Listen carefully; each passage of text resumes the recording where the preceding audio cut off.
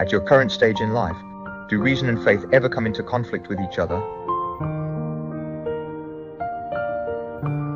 No, they don't. I've said before that faith is only problematic when reason endangers the truth. I'm a very rational person, yes, and I definitely wouldn't believe in a principle that even I myself can't convince myself of. That's the first point.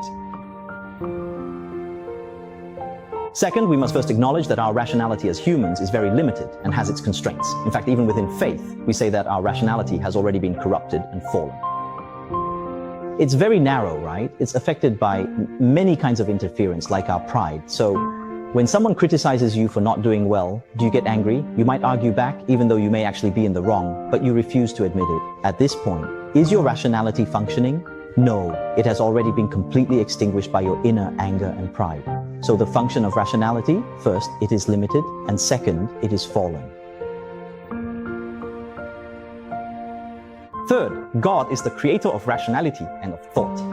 So what is God? He is the absolute truth, and He is above and beyond all rationality. So when you return to the Creator, you will find that your own rationality is also elevated. Your rationality is just a form of cognition, but you receive a higher kind of elevation, an elevation that is different. So let me turn the question around. For example, when we talk about values, nowadays we all emphasize methodology, something called evidence, right? We talk about evidence, about facts, about proof. But after all these years of living, on what basis do you believe that your parents are really your parents? When you talk about evidence, what do you use to make your case? What is the best kind of evidence? Have you ever done a DNA test? Most people haven't, right? Yes, that's true. But then, on what basis do you just believe it? Because they love me? Because they love you? Even your sworn enemy who killed your father might love you. In many novels, that's how it's described. You are. On what basis? Aren't you being irrational? It's just a kind of faith you have. So let me ask you, aren't you being irrational? You've believed in your parents for decades without question. But maybe they're actually your father's killer, and you just believe it. So when we do many things, are we really using reason to understand them? Not necessarily, right?